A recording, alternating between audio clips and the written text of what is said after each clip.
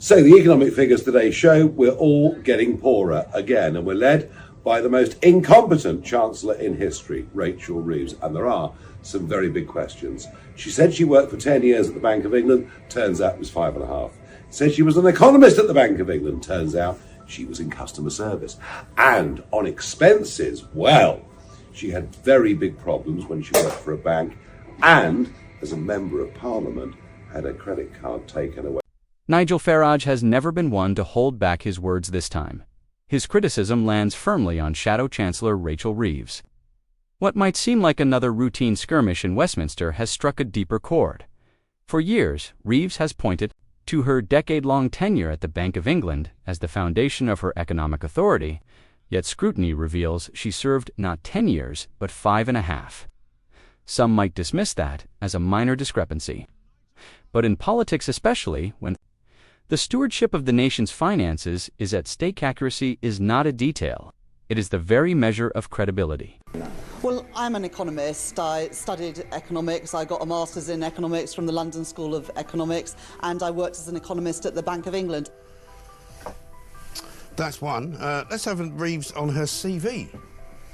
Why did you say that you'd worked at the Bank of England for a decade when in fact it was, well, it wasn't even 6 years, it was 5? I mean, that's exaggeration, isn't it?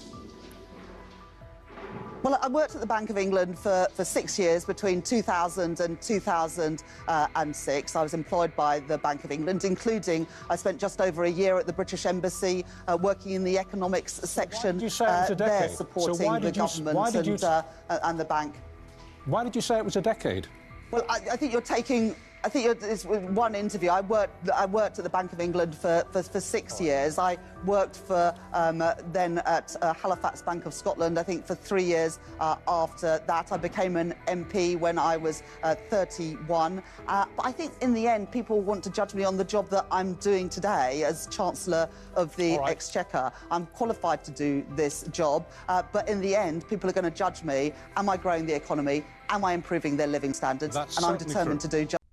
Nigel Farage wasted no time in going on the offensive, accusing Rachel Reeves of a familiar patternist leading the public, and this is not the first cloud hanging over her record. Reeves previously had her parliamentary credit card withdrawn, after running up more than £4,000 in unpaid expenses. Now, she is attempting to reassure the public that the economy is on the mend, pointing to a marginal 0.1% uptick in growth, but Farage is openly dismissive, and he is far from alone. Skepticism is widespread, with many questioning how long Reeves can sustain this narrative, at a time when confidence in Britain's political class is already at a historic low. The scrutiny is intensifying. This may well prove to be a critical juncture in her career. Does she confront the inconsistencies head-on, or do the fractures in her credibility deepen further? One thing is beyond doubt.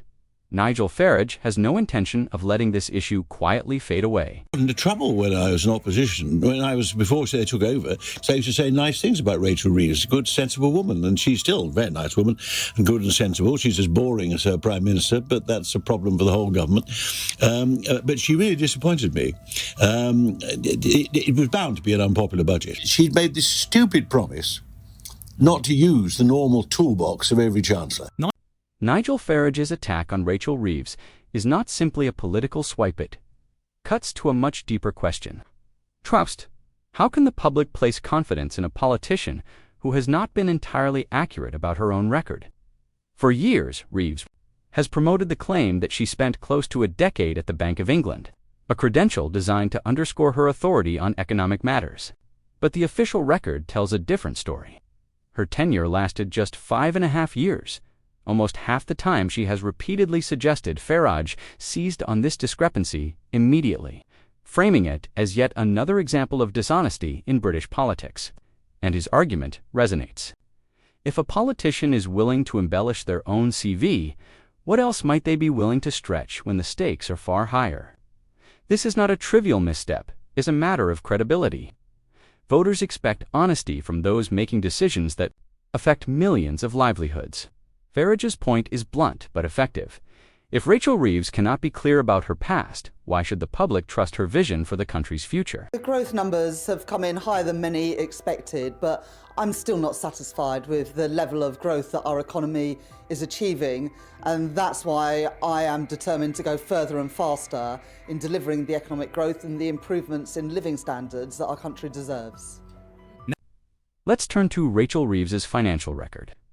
In 2015, she had her parliamentary credit card revoked after accumulating more than £4,000 in unpaid expenses. It is a striking irony.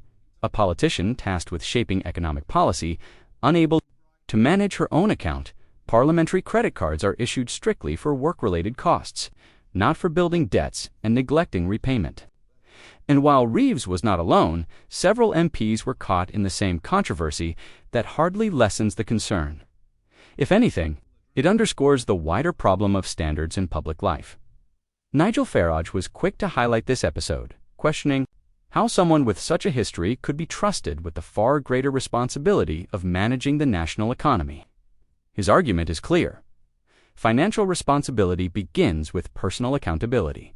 If Reeves failed to handle a single credit card, can voters truly rely on her to oversee the nation's budget? But the issue runs deeper than one individual's misjudgment. This is about trust, integrity, and the principle that politicians should meet the same standards expected of the public they represent. After all, if an ordinary citizen misrepresented their CV or ignored their debts, consequences would follow swiftly. Should those in power be treated any differently? This government is all about growth. Of course, there isn't any growth at all at the moment, and many would say that actually the national insurance rises, new employment legislation, the upping of the minimum wage pretty much guarantees that when the 1st of April comes and much of this kicks in, that we're really going to be in a tough spot. But no, the Chancellor has been off to Davos and come back a new woman, and we're going to have a third runway at Heathrow Airport. Well, Nigel Farage has always had a talent for channeling public frustration, and right now, Rachel Reeves is giving him ample opportunity. The question is simple. Will she confront these concerns directly, or rely on the hope that they eventually fade from the headlines? Whatever her strategy, the political damage is already clear, and Farage is showing no sign of backing down. Reeves points to a 0.1% increase in economic output as evidence that the country is on the right track. But let's be frank, that is not growth in any meaningful sense. It is stagnation dressed up as progress. Farage seized on the claim immediately, highlighting the absurdity of presenting such a marginal rise as a sign of recovery when ordinary. Households are facing rising costs, stagnant wages, and businesses are straining under higher taxes. A 0.1% uptick does not suggest an economy thriving. It suggests one barely treading water. Farage argues this reflects years of poor management, burdensome government intervention, and policies that have squeezed both working families and small enterprises alike. If this is what Reeves calls progress, then the outlook for Britain is deeply troubling. And there is a further disconnect. While households cut back on essentials, prime ministers have quietly enjoyed salary increases. Reeves mentioned it in passing. Farage turned it into a symbol of a political elite, increasingly detached from the realities faced by the public. For millions grappling with soaring energy bills, higher food prices, and paychecks stretched thin. The sight of government leaders rewarding themselves feels less like leadership hand, more like a slap in the face. Let's start with the GDP figures. Yay, we've got growth, it's brilliant, everything is going just swimmingly, everything's fine. Is that right? They're very ropey numbers, very low by historic standards. Fourth quarter GDP numbers. Well, GDP numbers are always subject to revision. These are preliminary numbers, fourth quarter numbers in particular. Yes, Rachel Reeves has just about avoided steering Britain into a recession within the first 6 months of Labour taking office for the first time in 14 years, but only by the skin of her teeth. Yeah. Farage's message is straightforward. Leadership is about setting an example, not rewarding failure. In times of genuine prosperity, a pay rise for politicians might pass without much notice. But with growth stalled at just 0.1%, it sends precisely the wrong signal. Those in power enriching themselves while the public is told to endure and wait for recovery. It is exactly the kind of moment that deepens public resentment toward Westminster, MPs and ministers already carry a reputation for looking after their own interests rather than tackling the challenges they were elected to resolve. Reeves's insistence on presenting weak economic figures as evidence of progress risks further eroding her credibility. And this is where Farage is most effective. He knows how to harness public frustration, and Reeves, whether intentionally or not, is making it easy for him. The cracks in her political standing are widening. Without a concrete plan to drive meaningful economic growth, the excuses may soon run out, and with them, her authority. Made this stupid promise not to use the normal toolbox of every chancellor. Apparently she wasn't going to raise income tax, she wasn't going to raise VAT, she wasn't going to raise national insurance, corporation tax. That's 70% of the revenue. So it was the and she mistakes slaps in the election. enormous taxes on employers. I would have raised, I think, VAT and fuel tax. So I'd have been hated, I'd have needed police protection.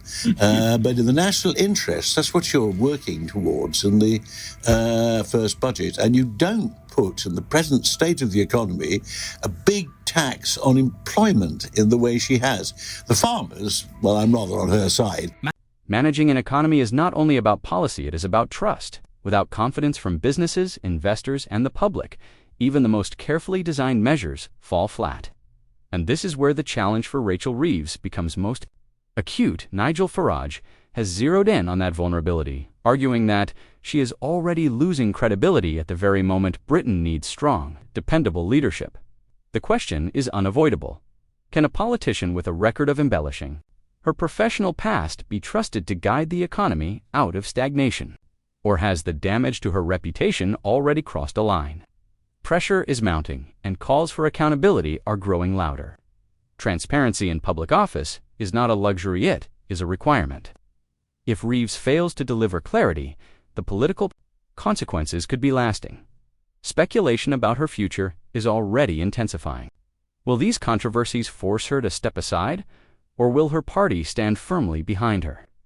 With an election on the horizon and public trust in politics at a historic low, this scandal does not threaten Reeves alone.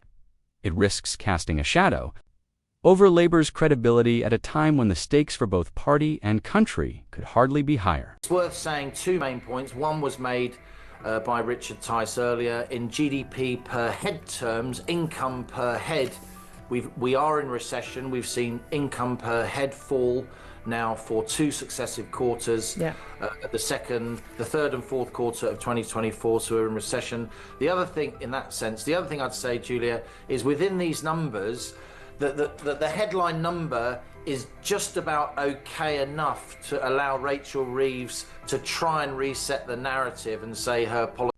Rachel Reeves now finds herself under sustained scrutiny, with Nigel Farage pressing hard on every weakness, from overstating her time at the Bank of England to sidestepping responsibility for past financial missteps.